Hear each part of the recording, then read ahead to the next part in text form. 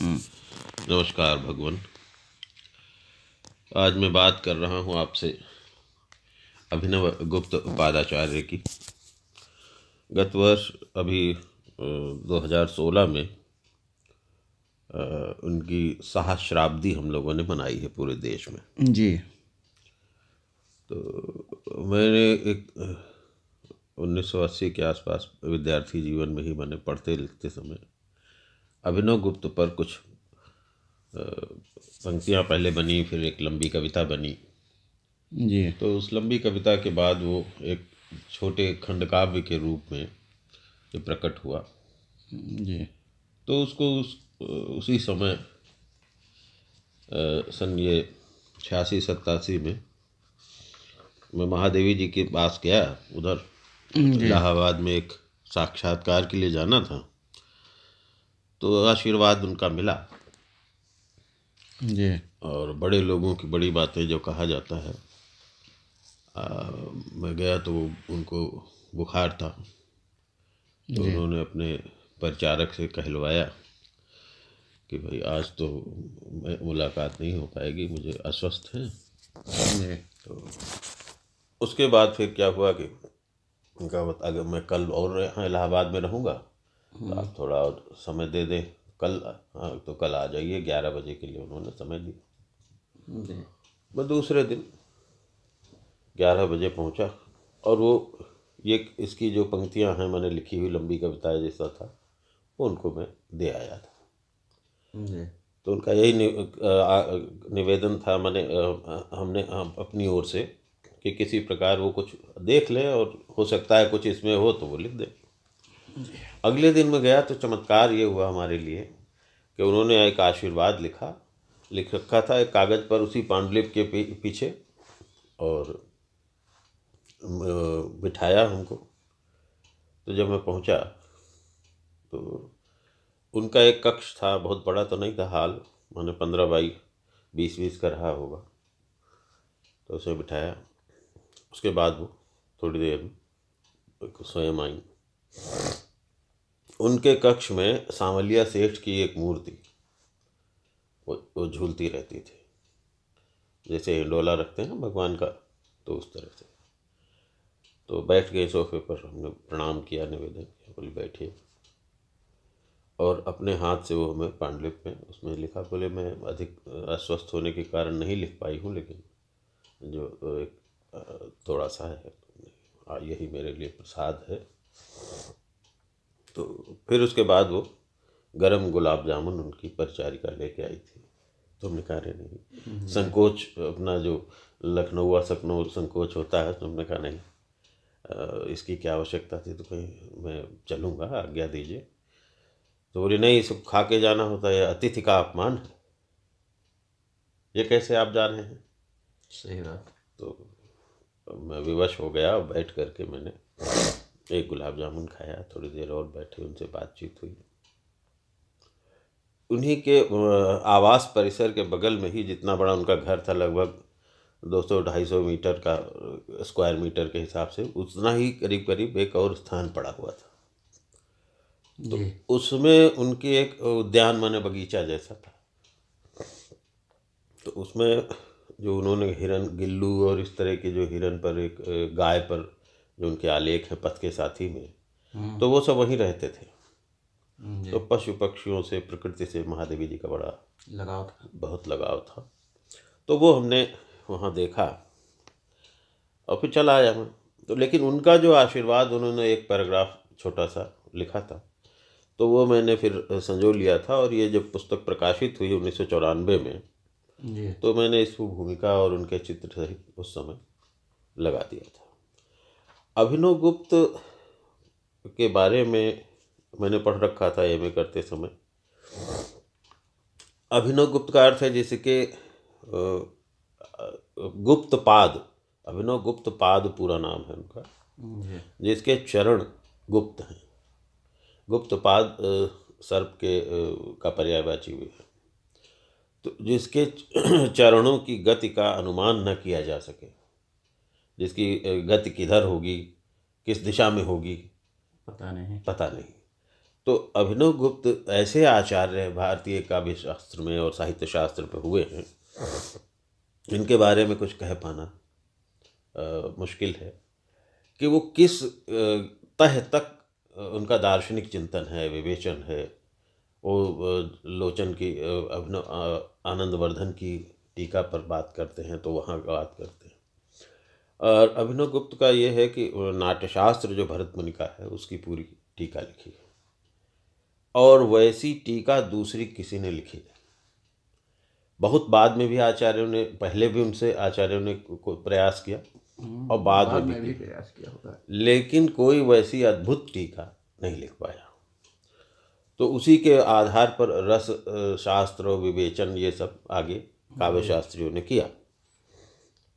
इसी तरह उनके 25 गुरुओं का उल्लेख मिलता है। वो स्वयं एक टीका लिखते समय प्रतिभिज्ञा दर्शन में वो बात करते हैं, तो 25-26 गुरुओं का उल्लेख करते हैं, लेकिन वो उससे ये प्रकट होता है कि उन्होंने जिस गुरु से जो सीखना था वो सीखा, फिर आगे बढ़ गए। गुरु के पास कुछ बचा नहीं तो आगे बढ़ गए, और धीरे धीरे मैंने उनके गुरुओं का उतना व्याख्यान या उतना महत्व तो नहीं बन पाया दर्शन के इतिहास में, दर्शन साहित्य के, जितना उनका अपना बन पाया। कारण क्या है? व्याकरण किसी से सीखते हैं और आगे बढ़ जाते हैं, प्रतिभिज्ञा किसी से सीखते हैं और फिर आगे बढ़ जाते हैं।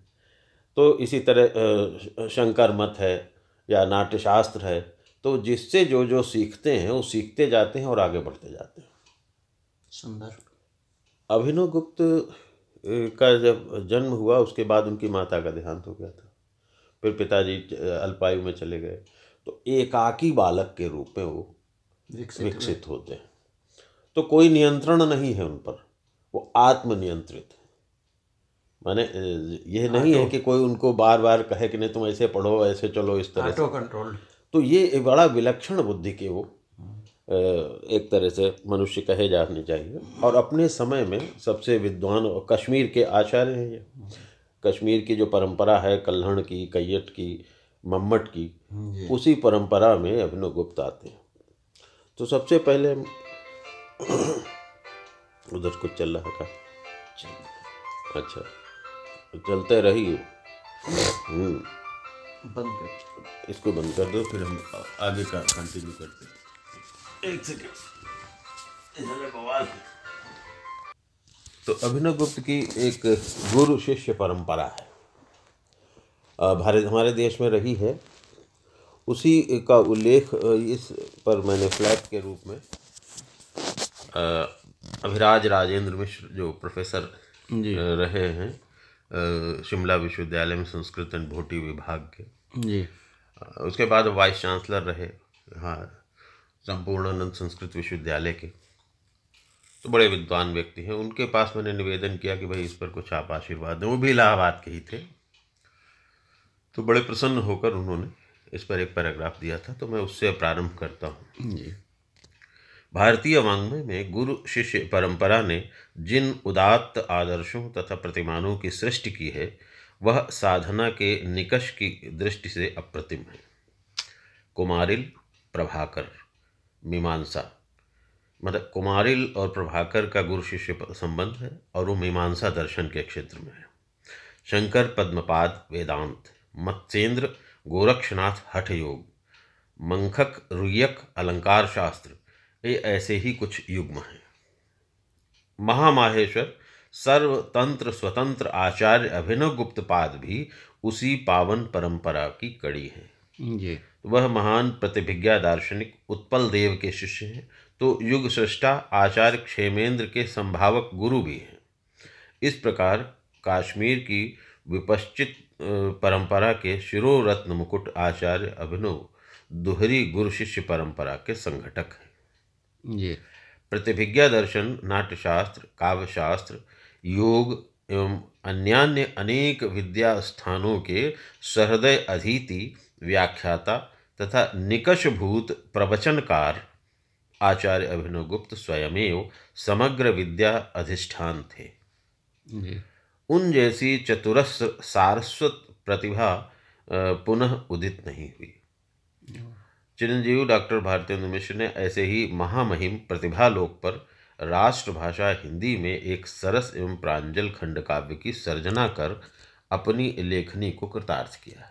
जय हो। डॉक्टर मिश्र एक सहृदय युवा कवि, समीक्षक तथा संस्कृत की नई पीढ़ी के उत्साही अध्येता हैं। संस्कृत एवं हिंदी में वो समान गति से साहित्य संरचना कर रहे हैं। मैं प्रारंभ से ही उनकी मौलिक शोधवृत्ति एवं भावयित्री प्रतिभा का प्रशंसक रहा हूँ। मेरी हार्दिक शुभकामना है उनके इस नूतन सारस्वत उपक्रम के लिए। विश्वास है कि इस काव्योपायन का समुचित समादर होगा। सस्नेह अभिराज राजेंद्र मिश्र, अध्यक्ष संस्कृत व भोटी विभाग, हिमाचल प्रदेश विश्वविद्यालय शिमला। तो उस समय थे, अब तो बाद में। तो ये पुस्तक मैंने सूर्य प्रसाद दीक्षित जी को समर्पित भी की थी उस समय। और अब मैं आपको जो महादेवी जी ने जो आशीर्वाद दिया था, जिसकी चर्चा मैं कर रहा था, तो उनके हस्तलिपि में ही मैंने इसको ऐसे ही लगा लिया था। तो बहुत नहीं, छोटा सा है। मैंने कवि श्री भारतेंदु जी मिश्र का अभिनव शतक देखा।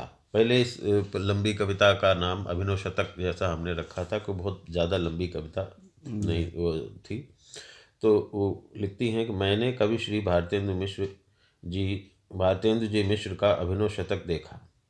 उनमें कवि सुलभ भाव प्रवणता तथा मार्मिक स्थलों की अच्छी पहचान है। समय के प्रवाह में मंच कर उनके काव्य में अधिक दीप्ति आएगी। उनके प्रति मेरी शुभकामनाएं प्रेषित हैं। महादेवी। 15/3/1986 प्रयाग। तो ये उस समय उन्होंने वैसे ही लिख दिया था। और जैसे बाल सुलभ कोई व्यक्ति आता है तो उसको प्रोत्साहित करने के लिए लिख दिया जाता है, लेकिन ये मेरे लिए बहुत बड़ी चीज़ थी उस समय। तो इस तरह से ये सत्यम शिवम सुंदरम, जो भारतीय परंपरा सत्यम शिवम सुंदरम की है, उसके जनक आचार्य हैं। इनका महत्व ये है, क्योंकि लोग ये कहते हैं सत्यम शिवम सुंदरम एक ग्रीक जो सेंटेंस है एथोतिकोस, एथोतिकोस माने उसका ट्रांसलेशन हुआ सत्यम शिवम सुंदरम। ये तो जो ग्रीक यूनानी जो देवता थे वो बड़े सुंदर थे और उनके बारे में ये अवधारणा उस तरह से आई है। लेकिन अभिनव गुप्त को जब पढ़ते हैं तो ये अवधारणा खंडित हो जाती है कि वो वहाँ से कोई चीज़ आई है। हमारी भारतीय जो चेतना है उसमें भी सत्यम की, शिवम की और सुंदरम की व्यापक अवधारणा है। ये बस उसको समझ ना पाने के कारण लोग ये मानते हैं कि सब कुछ बाहर से ही आ गया है और ये जड़ता चल रही है। तो खैर, अभिनव गुप्त के विशाल जो वाङ्मय है उनका, तो उसमें लगभग 30 कृतियाँ हैं और 1000 वर्ष हो गए हैं उनको, उनका प्रादुर्भाव हुए। तो उनके बारे में थोड़ा सा जो हमने आपको परिचय दिया है, इसके साथ साथ मैं आपको बताना चाहता हूँ कि इनके जो पितामह थे नरसिंह गुप्त, अभिनव गुप्त के, वो मूलतः कन्नौज के रहने वाले थे। क्योंकि कल्हड़ का जब इतिहास हम पढ़ते हैं कश्मीर का, तो पता चलता है कि वहाँ के राजा ने आक्रमण किया और यहाँ जीत करके कन्नौज से वो ले गए। तो जीत करके जब ले गए थे तो इनके पितामह भी उनके साथ गए, तो उनको कुछ अधिकार काम दिया इस तरह का। तो इस तरह से इनका ये वहाँ पर मूल, यहाँ से जा कर के वहाँ प्रवास हुआ। तो ये कहा जाता, तो इनका जो वंश वृक्ष है अत्रिगुप्त, फिर वराह गुप्त उनके पितामह हुए, विराह गुप्त पितामह के जो हुए, वामन गुप्त उनके पुत्र हुए और दूसरे हुए नरसिंह गुप्त। तो नरसिंह गुप्त के पुत्र अभिनव गुप्त पाद हुए। तो ये है विशेष रूप से, और कोई विस्तार से जानना चाहे तो उसके लिए ये है। अब मैं उनका स्मरण जो स्वागत है वो पढ़ता हूँ। जग के विवर्त में भी सिद्ध थे, समर्थ थे वे। जग के विवर्त आप समझ रहे हैं। तो जग के विवर्त में भी सिद्ध थे, समर्थ थे वे। युग के असत्य में भी सत्य हुए अभिनव। शब्द बोध, अर्थ बोध, युगबोध रसबोध सबसे प्रबुद्ध शुद्ध तथ्य हुए अभिनव। तंत्रवित शैव या कि मंत्र सिद्ध कवि श्रेष्ठ। तंत्रवेत्ता भी हैं, मंत्र ये सब उनका अद्भुत व्यक्तित्व है। तो तंत्रवित शैव या कि मंत्र सिद्ध कवि श्रेष्ठ, नाट्य रस रंग के नेपथ्य हुए अभिनव। असच शिव सुंदर के संतुलित प्रतिमान, संहिता ऋचाओं जैसे कथ्य हुए अभिनव। वाह। तो ये एक स्मरण के नाम से मंगलाचरण कहें जो भी है, इस खंड काव्य का है।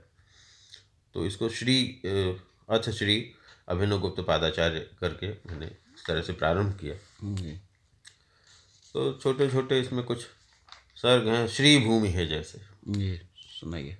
तो सृष्टा ने सृष्टि चरण से जब सुंदर जगत बनाया, कश्यप ऋषि ने तप बल से कश्मीर क्षेत्र उपजाया।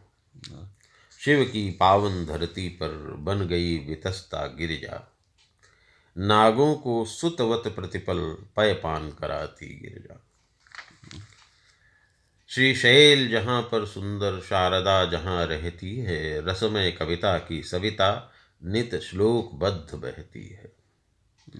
रसमय कविता की सरिता नित श्लोक बद्ध बहती है तीर्थ भूमि सा पावन इस भू का कोना कोना, है कठिन सैन्य बल से भी यह अरि के वश में होना। कश्मीर का जो क्षेत्र है, थोड़ा उसका प्रकृति का भूभाग कैसा है उसके बारे में। श्री भूमि सौंदर्य की भूमि है, और श्री आप जानते हैं श्री माता तो है पितृभूमि यह रवि की, केवल प्रणाम करता है। रवि प्रणाम करता है सुबह सुबह उठ के। है पितृभूमि यह रवि की, केवल प्रणाम करता है। वह प्रबल ग्रीष्म ऋतु में भी संताप नहीं भरता है। क्या बात। यह रत्नमयी धरती है, यह है कुबेर की अलका, यह सच शिव सुंदरता का संगम है निर्मल जल का। जो कार्तिकेय वाहन से सहमे हैं डरे डरे हैं, यह परकोटों की धरती नागों को अभय करे है। क्या बात। कोई नाग वहाँ पर असुरक्षित नहीं है। कार्तिकेय से डर के वहाँ जाते हैं छुपने, तो लेकिन वो अभय हैं। अभय कैसे हैं? अभिनव गुप्त पाद। क्या बात। तो वहाँ माने सर्पों को कोई भय नहीं है। तो जो स्वर्ग लोक में दुर्लभ वह सुंदर केसर क्यारी, हैं सूम लताएं लटकी नित नृत्य नटी सी न्यारी। तारों को आस्फालित कर भारती सुबीन बजाती, चेतन समस्त संस्कृति को संज्ञा विहीन कर जाती। वाह। नित ही नूतन स्वर बजते मन सुस्थिर हो जाता है, कोई अज्ञात कलाधर नर्तन सा कर जाता है। क्या बात। मुनिवर अगस्त्य के वंशज था जिनका ज्ञान प्रभावी, कन्नौज देश के वासी वे अत्रिगुप्त मेधावी। बहुत सुंदर। जिनकी प्रतिभा से खिंचकर श्री भू मन में ललचाई, लालितादित्य ने पाती आमंत्रण की भिजवाई। सीतांश मौल के सम्मुख बन गया कुबेर भवन था, अब अत्रिगुप्त का जीवन राजाओं सा जीवन था। क्या बात। अत्रिगुप्त को यहाँ से मैंने बताया ना, कन्नौज से ले गए थे।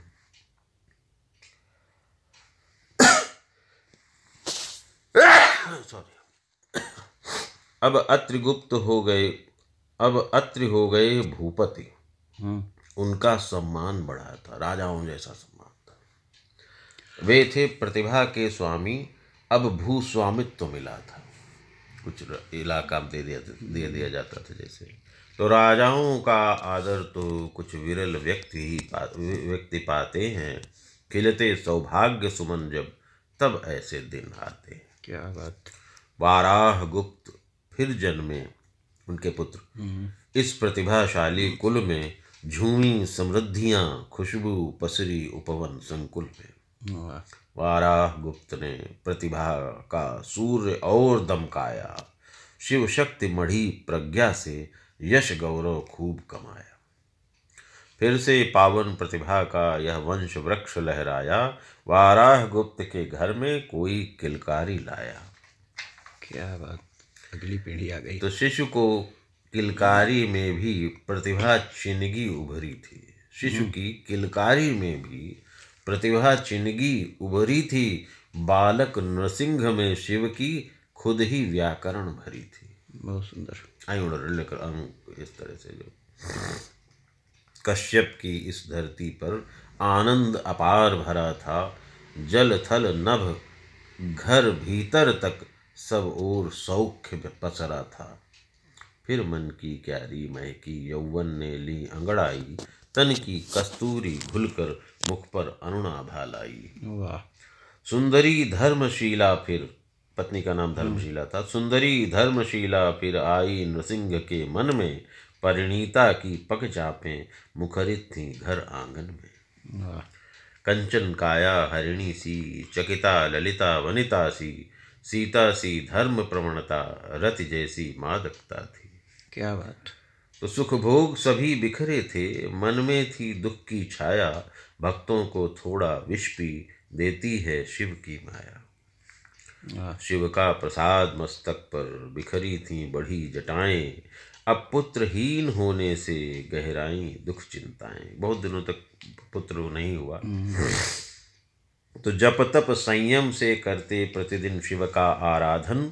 योगासन कठिन तपस्या फिर देर देर तक नर्तन। क्या बात। पुत्र के लिए तो गृहिणी की आंखों से तो झरता था दुख का पानी। आकुल हो गई वितस्ता मुस्काए अवढर दानी। वाह। वर्षों के पावन तप से शीतांश मौल जब रीझे, इनकी अखंड सेवा से मन ही मन और पसीजे। क्या बात। तो निशि का आखिरी प्रहर था, नभवें पूनम पसरी थी। निद्रित नृसिंह के मन में शिव ने यह युक्ति भरी थी। योगज सुत चाहे ले लो, औरस का योग नहीं है। जब भाग्य न चलता हो तो कुछ भी उद्योग नहीं है। क्या बात।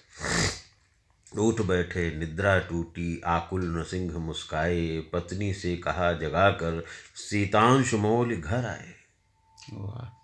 भगवान शंकर का। तो विस्फारित नयन ठगी सी उसने नृसिंह को देखा।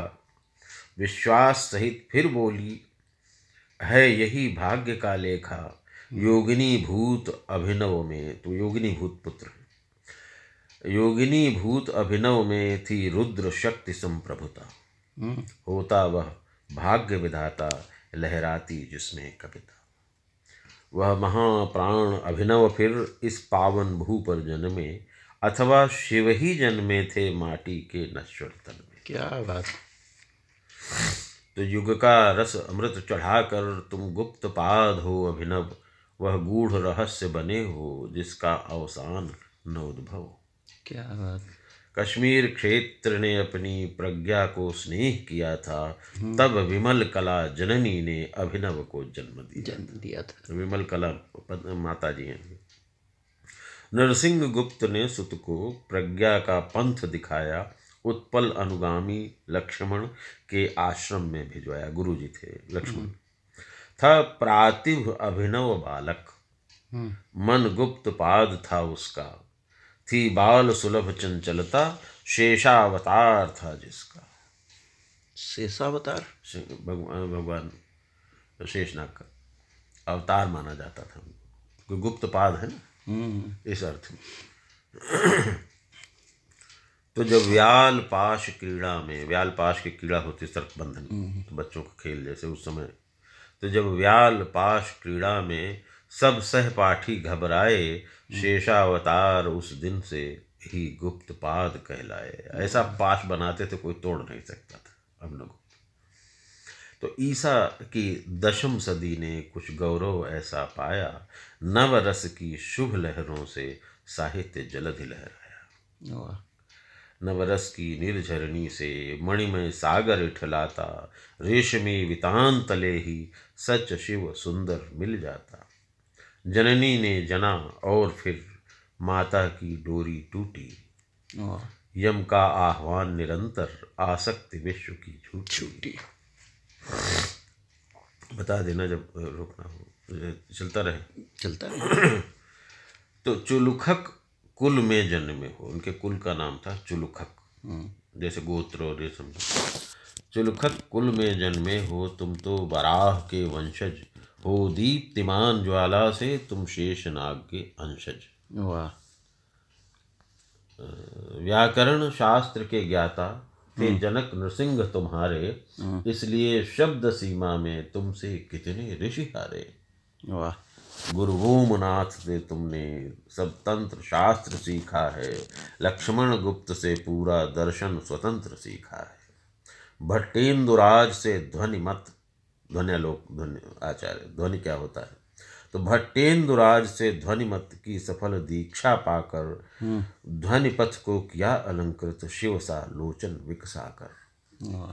गुरु भट्ट तौत से नाटक रस दर्शन मंत्र लिया है, फिर बहुत दिनों तक डटकर रस का आचमन किया है। क्या बात। तुम पातंजलि मेधा में अपना विवेक भरते हो, अति जटिल व्याकरण में भी निर्झर सा रस झरते हो। वाह। तुम नित्य प्रकाशित शिव के श्रीमस्तक का चंदन हो, स्वातंत्र शक्ति हो मन की या संज्ञा के स्पंदन हो। बस शिव का आराधन था या फिर ग्रंथों का प्रणयन, जग से विरक्त हो अभिनव जिज्ञासु बने फिर उन्मन। क्या बात। सुंदरियां थीं पर कोई उनके मन को न सुहाई, वाह। शीतांशु मौल के चरणों में अपनी अलख रमाई। विवाह नहीं किया तो मानसिक भोग में अभिनव, मानसिक भोग में अभिनव जम गए एक रस होकर। मानसिक भोग में अभिनव जम गए एक रस होकर, धरती का बोझ उठाए जो एक शेष धरणी धर। क्या बात। ठीक है ना, एक खंड हो गया। अभी रोक दो और क्या, क्योंकि फिर लंबा है ना, पढ़ तो हम सब डाले, कोई दिक्कत नहीं है।